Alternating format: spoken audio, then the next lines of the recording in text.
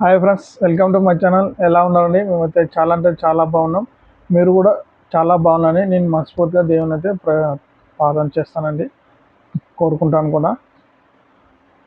చాలా టాపిక్ అయితే చెప్పాను కదా, చాలా వీడియోస్ ఉన్నాయి చూడండి. మీకు మీ వ్యక్తిగతంగా ఉపయోగపడే వీడియోలే చేస్తున్నానండి. ఆ, ఈరోజు టాపిక్ వచ్చేసి ఆగస్టు 15 అసలు కథ. దాని గురించి ఆగస్టు 15 గురించి అయితే తెలుసుకుందామండి. రేపు రాబోయే ఆగస్టు 15 అంటే స్వతంత్ర దినోత్సవం గురించి మనం అయితే తెలుసుకుందాం. ఆగస్టు 15 మనం దేనికి ఉపయోగపడుతుందో, అంటే మనం ఎందుకు చేసుకుంటాం ఈ పండగ అనేది కూడా నేను ఈ వీడియోలో చెప్పబోతున్నానండి. చాలామంది భారతదేశం చాలామంది ఇష్టపడితే ఒక లైక్ చేయండి, సబ్స్క్రైబ్ ఫ్రెండ్స్.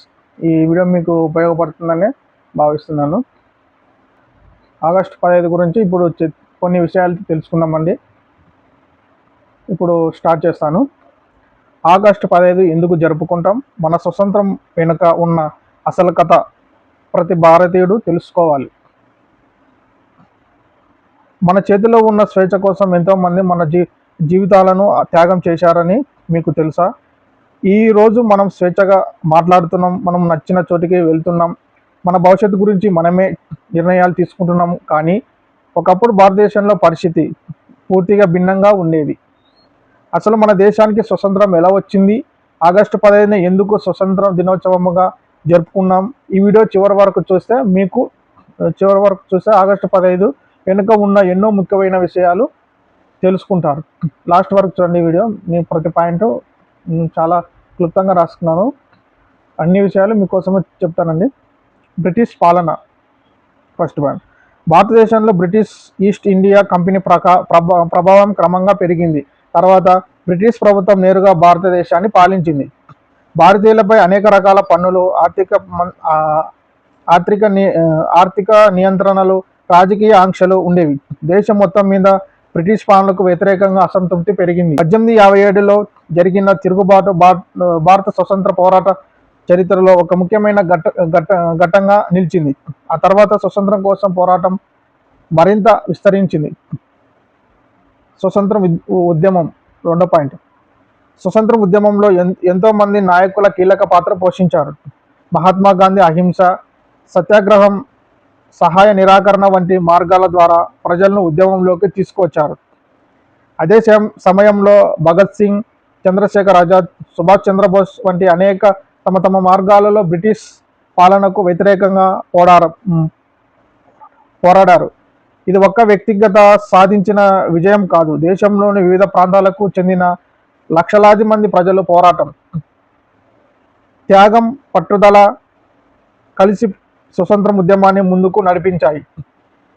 మూడో పాయింట్, ఆగస్టు 15 1947 గురించి తెలుసుకుందాం. చివరకు 1947లో భారతదేశానికి స్వతంత్రం వచ్చింది. 1947 ఆగస్టు 15న భారతదేశం బ్రిటిష్ పాలన నుంచి స్వతంత్ర దేశంగా మారింది.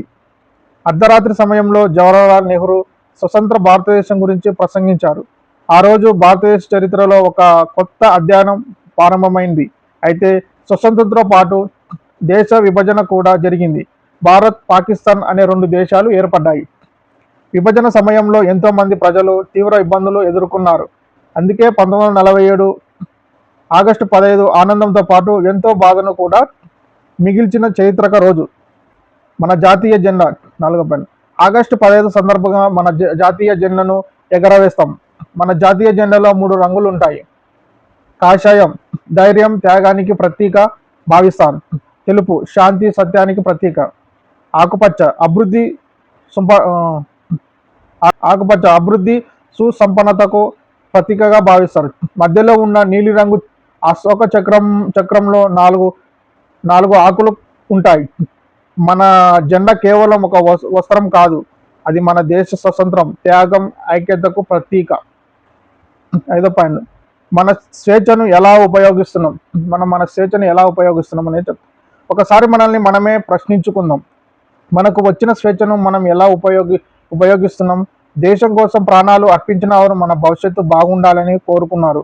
కాబట్టి మన దేశాన్ని ప్రేమించడం అంటే కేవలం ఆగస్టు 15న జెండా ఎగరవేయడమే కాదు, మన బాధ్యతలను సరిగా నిర్వహించడం, ఇతరులను గౌరవించడం, ప్రజా ఆస్తులను కాపాడడం, పరిసరాలను పరిశుభ్రంగా ఉంచడం, చట్టాలు గౌరవించడం, దేశ అభివృద్ధికి మన వంతు సహాయం చేయడం కూడా మన దేశభక్తే.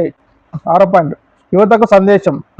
మన దేశ భవిష్యత్తు యువత చేతుల్లో ఉంది. ఈరోజు మనము చదువుకుంటే, కష్టపడితే, కొంత కొంత విషయాలు నేర్చుకుంటే, నిజాయితీగా పనిచేసే రేపటి భారతదేశం మరింత బలంగా మారుతుంది. మనకు స్వతంత్రం ఇచ్చిన మహనీయులు త్యాగాలను గుర్తు చేసుకుంటూ మన దేశాన్ని మరింత గొప్పగా తమరు చేయడానికి ప్రయత్నించాలి.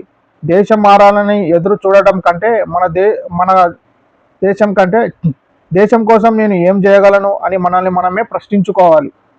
7 ఎమోషనల్. ఆగస్టు 15 అంటే కేవలం సెలవు రోజే కాదు, ఇది మన చరిత్రను గుర్తు చేసుకునే రోజు. మన స్వతంత్రం కోసం పోరాడిన వారి ప్రతి ఒక్కరిని స్మరించుకునే రోజు. వారి త్యాగాల వల్లే ఈరోజు మన స్వేచ్ఛగా జీవిస్తున్నాం. కాబట్టి ఈ ఆగస్టు 15 జెండాకు ఎగరవేద్దాం, దేశాన్ని ప్రేమిద్దాం, దేశ అభివృద్ధిలో మన వంతు పాత్ర పోషిద్దాం. జై హింద్, వందే మాతరం. ఈ వీడియో మీకు నచ్చినట్లయితే లైక్ చేయండి, షేర్ చేయండి, మీ కుటుంబ సభ్యుల స్నేహితులతో షేర్ చేయండి. ఇలాంటి మంచి వీడియోల కోసం నా ఛానల్ని సబ్స్క్రైబ్ చేయండి, లైక్ చేయండి. మీ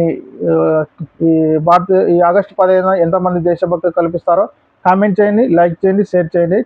ప్రతి ఒక్కరు కామెంట్ చేయండి, అలాగే సబ్స్క్రైబ్ చేయండి. ఇలాంటి మరిన్ని వీడియోలతో మరి ముందు ఉంటానండి. జై హింద్.